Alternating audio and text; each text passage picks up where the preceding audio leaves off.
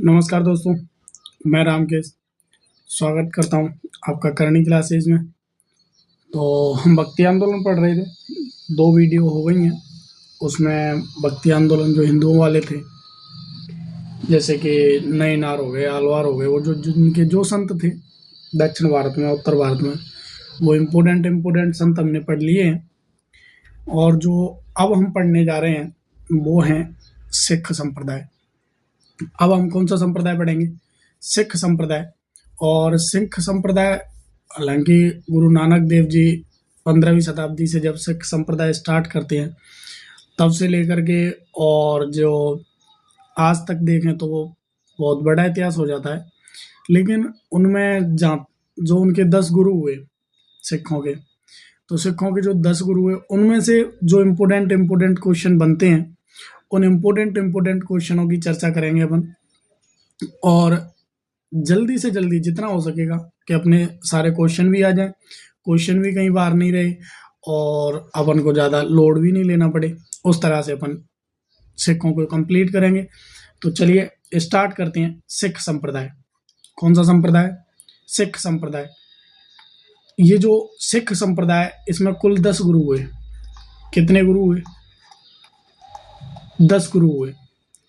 10 गुरुओं में एक तो आपको सबसे इम्पोर्टेंट प्रथम याद रखनी है और अंतिम याद रखनी है। बीच वालों की जो बातें वो मैं बता दूंगा साथ के साथ, लेकिन जो इम्पोर्टेंट बातें कि जैसे डायरेक्ट कभी पूछ ले कि सिखों के प्रथम गुरु कौन से थे, अंतिम या 10वें गुरु कौन से थे, तो उस बारे में आपको ये दोनों याद रहने चाहिए। तो इनके प्रथम गुरु थे, प्रथम गुरु ये हो गए गुरु नानक देव। नानक देव जी, इनके प्रथम गुरु कौन से हो गए? नानक देव जी। और इनके अंतिम गुरु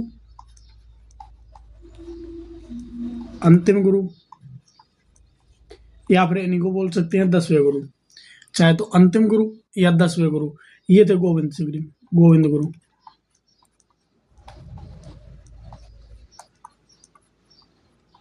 गोविंद गुरु, ये गोविंद गुरु अंतिम या 10वें गुरु थे। इन्होंने गुरु परंपरा को समाप्त किया और इन्होंने कहा कि जो सिखों का हमारा पवित्र ग्रंथ है गुरु ग्रंथ साहिब, उस गुरु ग्रंथ साहिब को गुरु घोषित कर दिया कि आज के बाद में हमारे कोई नए गुरु नहीं बनेंगे और इन्हीं की जो गुरु ग्रंथ साहिब है इसकी अपन पूजा अर्चना करेंगे। तो अब जितने भी सिखों के गुरुद्वारे होते हैं उनमें गुरु ग्रंथ साहिब की प्रतिलिपि रखी जाती है और उनकी पूजा वगैरह करते हैं वो।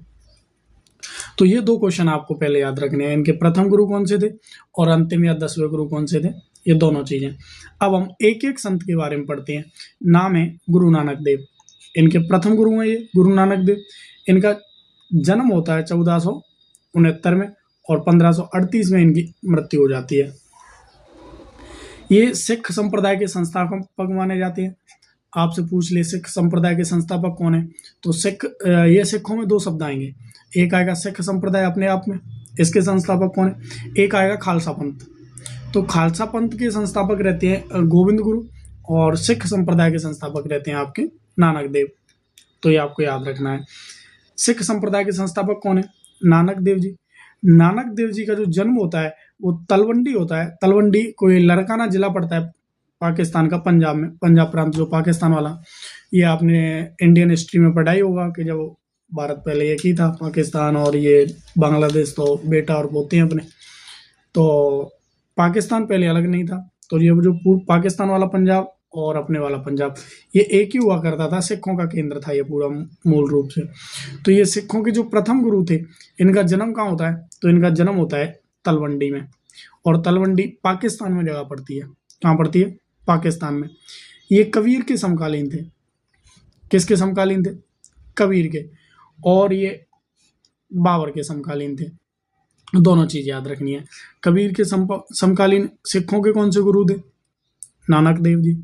और बाबर के समकालीन भी कौन से थे? नानक देव जी। गृहस्थ जीवन अपनाते हुए सामाजिक कुरीतियों को दूर करने का प्रयास किया था इन्होंने। अपने संत क्या कर रहे थे? गृह त्याग करके और जो अपने धर्मों में आडंबर थे, बुराइयां थी, उनको दूर करने का प्रयास कर रहे थे। लेकिन गुरु नानक देव जी ने क्या किया कि गृहस्थ रहते हुए भी घर में रहते हुए भी, अपने गृहस्थी का कार्य करते हुए भी हम बुराइयों को दूर कर सकते हैं, कुरीतियों को दूर कर सकते हैं। तो वही काम किसने किया था? नानक देव जी ने किया था। ये सिखों के, देखो मैं 1 मिनट आपको थोड़ी सी बात बता दूं। सिख का मतलब होता है सीख मानने वाला। सीख मानने वाला। ये जो इनके गुरु हुए, उन गुरुओं की जो बात मानते थे वही क्या हो गए? सिख हो गए। तो ये जो इनके 10 गुरु होंगे, उन 10 गुरुओं की जो बात मानने वाले इनके अनुयायी होंगे वो सिख हो जाएंगे। अगर आपके जैसे कोई गुरु है और वो आपसे कहते हैं कि आप पढ़ो, कम से कम सुबह 2-3 घंटे सुबह उठ के पढ़ लो, उसके बाद में अपने जो काम कुछ करने हैं वो करो। अगर आप गुरु की वो बातें मान रहे हो तो आप सिख हो। तो ये हालांकि अपना संविधान भी कहता है, और वैसे भी ये जो सिखों का संप्रदाय है ये हिंदुओं में से ही है। सिख, जैन और बौद्ध ये हिंदुओं की ही ब्रांच है। तो सिख भी अपने हिंदू ही हैं। तो सिखों के प्रथम गुरु नानक देव सिख धर्म के संस्थापक हैं, और तलवंडी में इनका जन्म होता है। और गृहस्थ रहते हुए ये जो सामाजिक कुरीतियां थी उनको दूर करने का प्रयास करते हैं। हिंदू मुस्लिम एकता पर इन्होंने बल दिया था।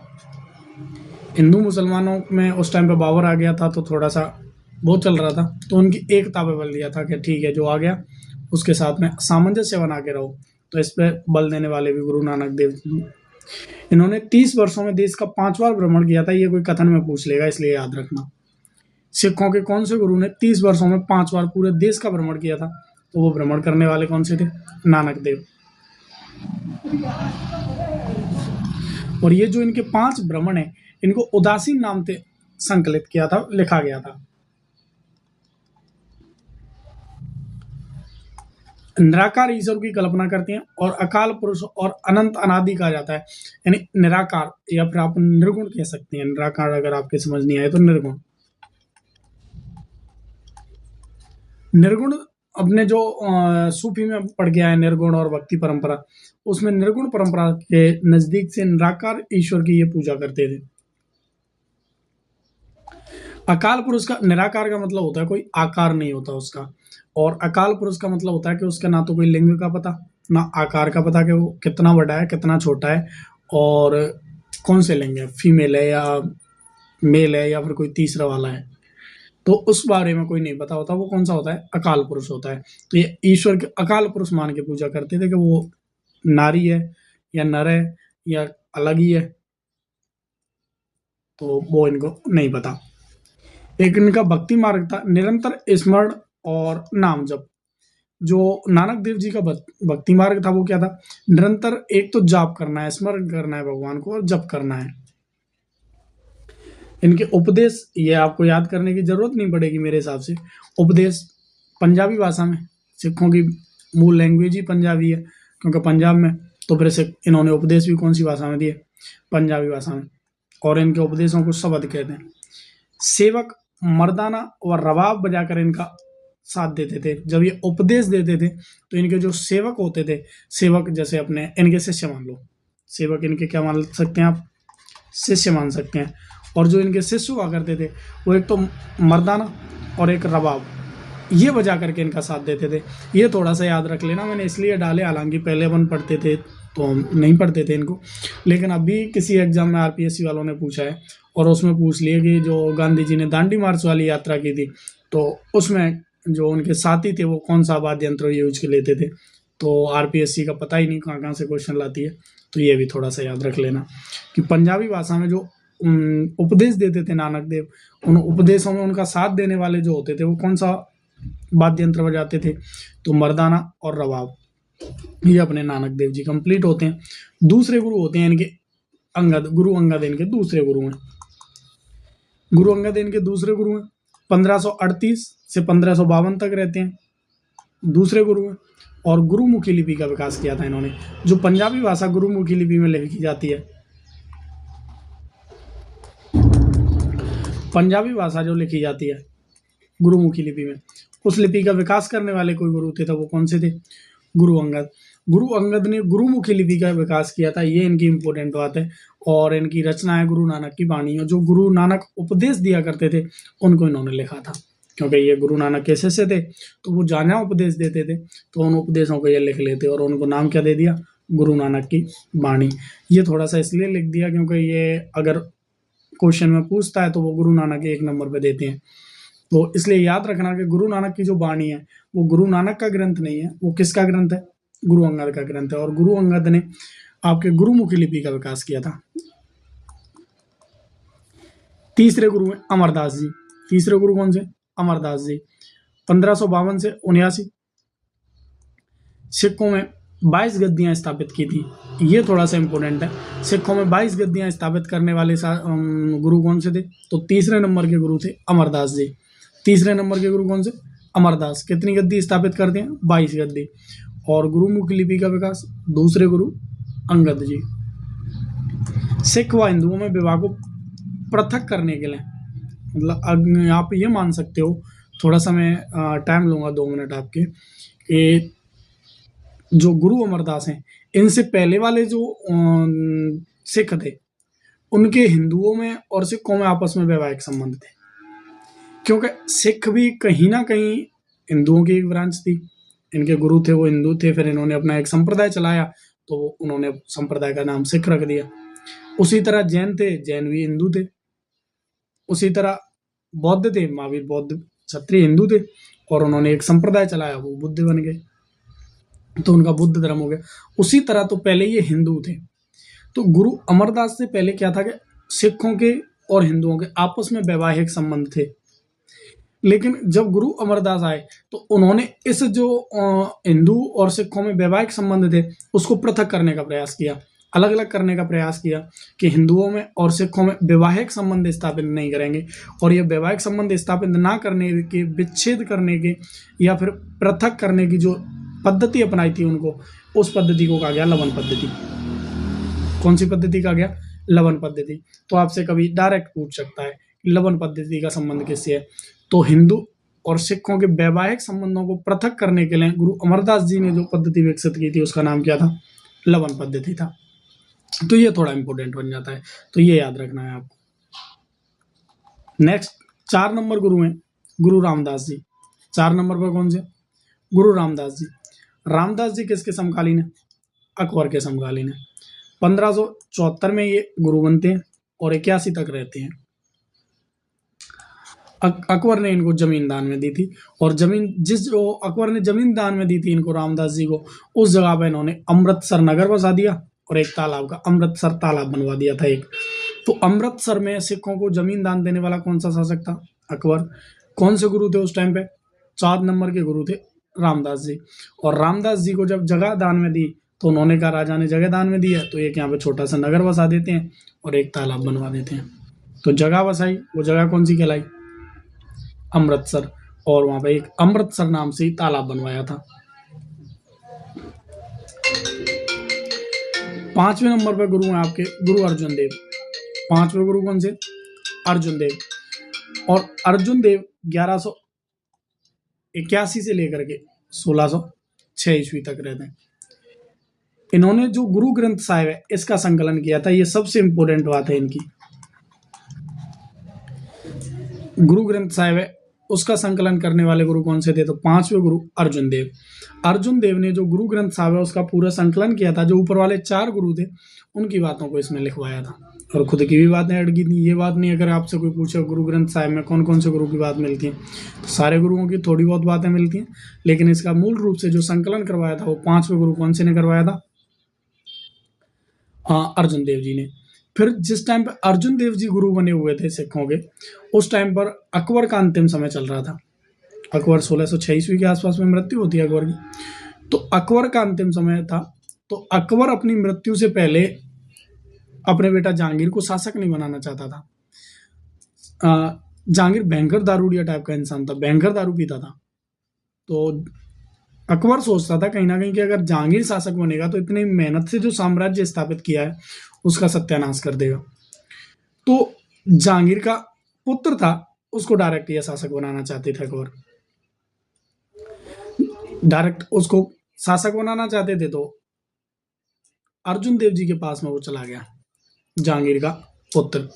जहांगीर का पुत्र जब अर्जुन देव जी के पास गया तो इन्होंने आशीर्वाद दे दिया आशीर्वाद दिया। तो जैसे ही बाद में अकबर की मृत्यु होती है, जहांगीर शासक बनता है, और जहांगीर शासक बनता है तो फिर जहांगीर इनको मृत्युदंड दे देता है कि आपने आशीर्वाद दिया था, आपको हम मृत्युदंड। तो जहांगीर, हालांकि पहले लंबी कहानी है, करीब 2 लाख रुपए का टैक्स लगाता है इन पे। टैक्स लगाता है, अर्जुन देव जी टैक्स देने से मना कर देते हैं, और जब टैक्स देने से मना करते हैं तो जहांगीर इनको दे देता है मृत्यु दंड।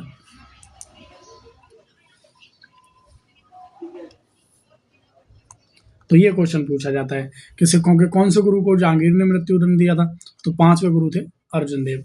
या फिर ये पूछ लेते हैं कभी कभार कि सिखों के जहांगीर के समकालीन सिखों के कौन से गुरु थे। तो 5वें गुरु अर्जुन देव, 6वें गुरु हरगोविंद भी इन्हीं के समकालीन थे जहांगीर के। लेकिन ये थोड़े अर्जुन देव वाली मृत्युदंड दिया है तो ज़्यादा इंपोर्टेंट हो जाती है।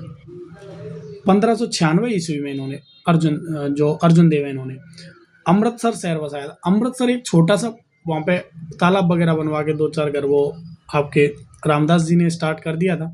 लेकिन ढंग से जो अमृतसर प्रॉपर शहर बसाया, वो शहर बसाने वाले थे अर्जुन देव जी। और तरन तारन एक नाम से एक कस्बा बसाया था, जिसे गुरुद्वारा बनवाया था। यहाँ पे तरन तारन कस्बा बसाने वाले भी कौन से? अर्जुन देव। और सिखों की बंगी मिसल का केंद्र है तरन तारन। सिखों की जो बंगी मिसल है पंजाब में, पंजाब आगे अपन पढ़ेंगे, जब हिस्ट्री पढ़ते हो तो आप डिटेल में पढ़ते हो, इसमें इतनी जरूरत नहीं है।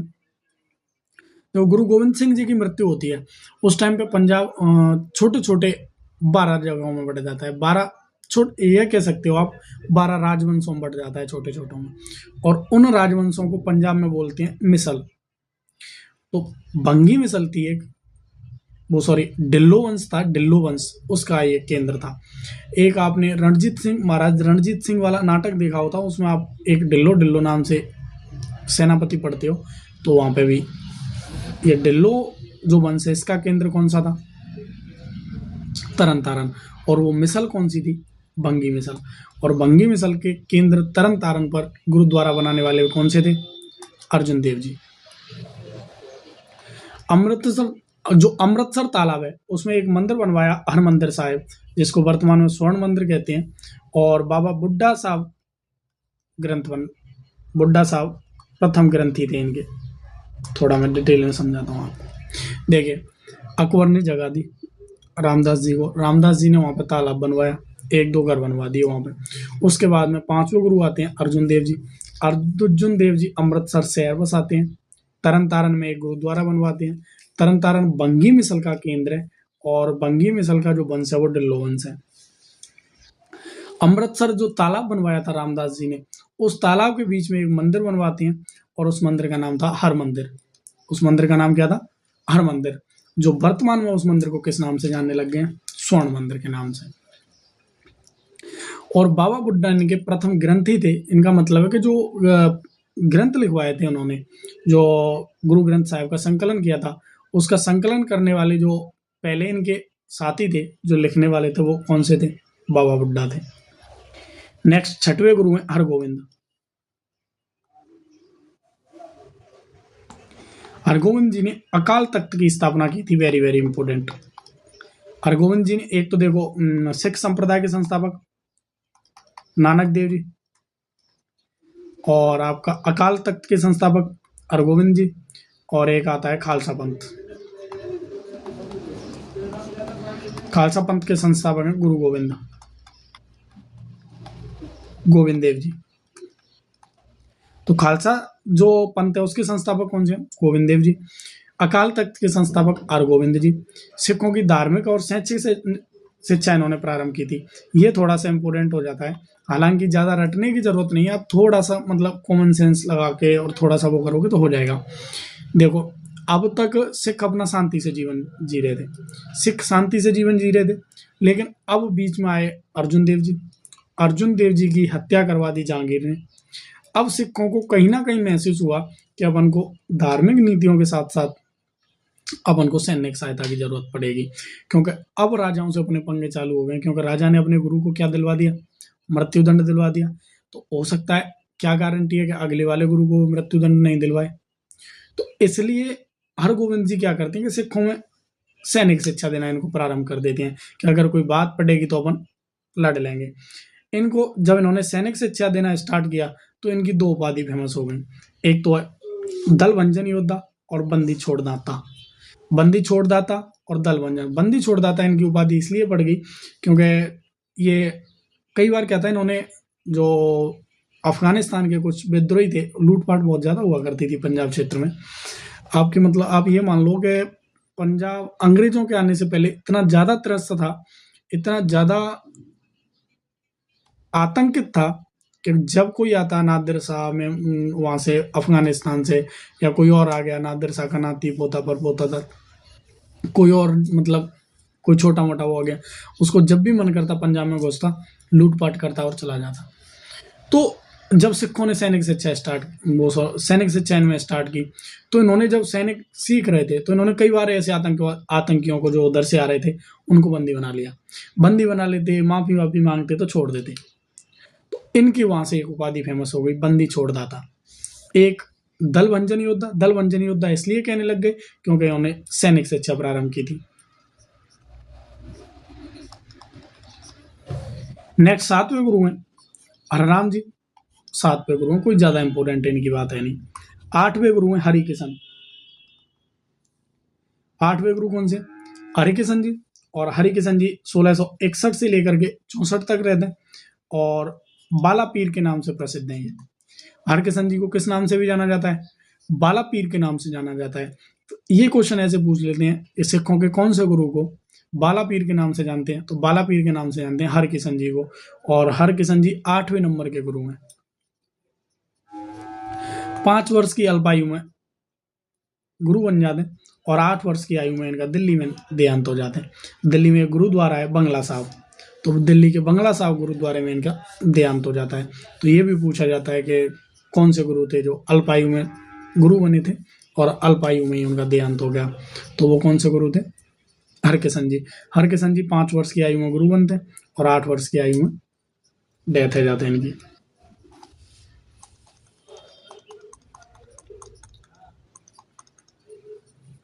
सिखों के 9वें गुरु हैं तेग बहादुर। ये औरंगजेब के समकालीन थे। 9वें गुरु तेग बहादुर किसके समकालीन थे? औरंगजेब के समकालीन थे। औरंगजेब क्या करना चाहता था कि इनसे जबरदस्ती मुस्लिम धर्म स्वीकार करना चाहता था, इस्लाम धर्म स्वीकार करवाना चाहता था। इन्होंने इस्लाम धर्म स्वीकार किया नहीं, तो इसलिए इनकी औरंगजेब हत्या करवा देता है। लिखा होगा यहाँ कहीं, औरंगजेब इनकी हत्या करवा देता है। औरंगजेब इनकी हत्या करवा देता है। तो मुस्लिम शासकों द्वारा सिखों के 2 गुरुओं की हत्या की गई। 5वें गुरु अर्जुन देव की हत्या जहांगीर करवा देते हैं और 9वें गुरु तेग बहादुर की हत्या औरंगजेब करवा देते हैं। औरंगजेब की आपको मतलब कहीं ना कहीं अगर औरंगजेब पढ़ा होगा तो आपको जहाँ भी पढ़ा होगा वहाँ ये पढ़ा होगा कि इनकी धार्मिक नीतियाँ थोड़ी कट्टर टाइप की थी। ये जबरदस्ती मुस्लिम धर्म स्वीकार करवाना चाहते थे, उधर तेग बहादुर जी ने किया नहीं, तो तेग बहादुर जी की इन्होंने हत्या करवा दी।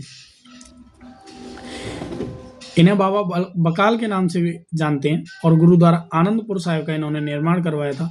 और जो जिस गुरुद्वारे में हरकिशन जी की मृत्यु हुई थी उसी गुरुद्वारे में बांग्ला साहिब गुरुद्वारे दिल्ली में इनकी हत्या करवा देते हैं ये औरंगजेब। इनकी हत्या के बाद में 10वें गुरु बनते हैं गुरु गोविंद सिंह। इनसे औरंगजेब के खूब ही पंगे चलते हैं। तो 1666 से लेकर के ये थोड़े इंपोर्टेंट गुरु हैं, तो इनका शासन भी याद रख लेना। 1666 से लेकर के 1708 ईस्वी तक 10वें व अंतिम गुरु थे। ये वेरी इंपॉर्टेंट बात है, कई बार पूछ लिया। सिखों के 10वें व अंतिम गुरु कौन से थे? गुरु गोविंद सिंह जी। 13 अप्रैल 1699 ईस्वी को इन्होंने खालसा पंथ की स्थापना की थी। आप 1699 याद रखोगे तो भी काम चल जाएगा। 1699 ईस्वी में कौन से पंथ की स्थापना की थी?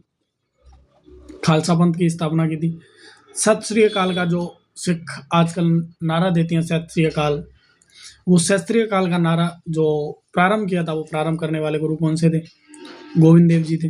उन्होंने सत श्री अकाल का नारा प्रारंभ किया था। बोले सुनिहाल सत श्री अकाल वाला जो नारा है उनका, सिखों का, पंजाबियों का, वो नारा किसने स्टार्ट किया था? गुरु गोविंद सिंह जी ने। पंच प्यारों की, सिखों के पंच प्यारों की इन्होंने स्थापना की थी। और पंच प्यारों में 5 चीज क्या क्या है? कच्छा है, कड़ा है, कृपाण है, कंगा है और केस है। इनको धारण करना सिखों के लिए अनिवार्य कर दिया था। गुरु गोविंद सिंह जी ने आदेश दिया। उस टाइम पे गुरु परंपरा में क्या था सिखों का कि जो गुरु ने बोल दिया वो अटल सत्य, करना ही पड़ेगा इनको। तो जो 10वें गुरु थे गोविंद सिंह जी, उन्होंने 5 चीज़ें इनको धारण करवाई और वो 5 चीज़ों को पंच प्यारे कहा गया। और वो 5 चीज़ कौन-कौन सी थी? कच्छा था, कड़ा था, कृपाण थी, कंघा था और केस थे। केस मतलब बाल बड़े-बड़े रखने, पगड़ी बाँधनी है उसके ऊपर।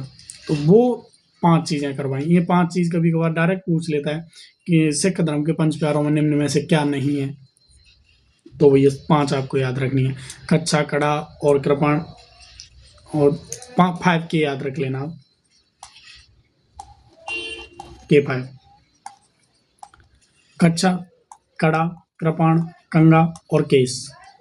5 चीज़ों को अनिवार्य कर दिया। खालसा पंथ, वाहेगुरु जी का खालसा, वाहेगुरु जी या फतेहवी नारा किन्होंने दिया था? इन्होंने दिया था। इनके 2 नारे हो गए, बोले सो निहाल, सत श्री अकाल, ये नारा भी इन्होंने दिया था। और दिया था वाहेगुरु जी जा खालसा और वाहेगुरु जी जा फतेह। तो ये नारा भी देने वाले कौन से थे? गुरु गोविंद सिंह जी। इन्होंने गुरु परंपरा को समाप्त कर दिया, ये क्वेश्चन भी पूछा जाता है। और गुरु ग्रंथ साहिब को इन्होंने गुरु घोषित कर दिया कि आज के बाद में कोई गुरु नहीं बनेगा, अपने कोई गुरु नहीं बनेगा। आज के बाद में जो हम गुरुओं के रूप में पूजा करेंगे वो गुरु ग्रंथ साहिब की पूजा करेंगे। गुरु गोविंद सिंह जी के बाद नांदेड़ का बंदा बहादुर आता है और वो इनका सैनिक नेतृत्व करता है। गुरु परंपरा तो समाप्त कर दी, लेकिन सैनिक तो खालसा पंथ बना रखा है। उसका नेतृत्व गुरु गोविंद सिंह जी के बाद में कौन करता है? बंदा बहादुर करता है। इनकी मृत्यु के बाद में जो सिख है वो 12 जत्थों में बट गए, जत्थे या बैंडों में बट गए, उनको मिसल कहा गया। ये भी कह सकते हैं कि जो 12 भागों में बटा, वो 12 भागों को ये 12 राजवंश कह लो, अगर आपको वैसे समझ नहीं आ रहे हैं तो। 12 राजवंशों में बट गए पंजाबी, और वो 12 राजवंशों को अपन क्या कहने लग गए? पंजाबी मिसल कहने लग गए। तो किसकी मृत्यु के बाद में पंजाब 12 मिसलों में बट गया था? तो वो गोविंद सिंह जी की मृत्यु के बाद में। यहाँ पे आके सिख संप्रदाय आपके कंप्लीट होता है। सिख संप्रदाय कंप्लीट होता है और आज हम सिख संप्रदाय ही पढ़ेंगे। कल के वीडियो में अपन सूफी आंदोलन पढ़ेंगे। और तब तक के लिए आप इस वीडियो को ज़्यादा से ज़्यादा शेयर करो और चैनल को सब्सक्राइब करो, जिससे कि जैसे मैं नई वीडियो लेके आऊँ तो आपको तुरंत पता चल जाए कि कौन सी वीडियो आई है। और मैंने आपको बोला है कि मैं जो इंडिया हिस्ट्री वाला पोर्शन है,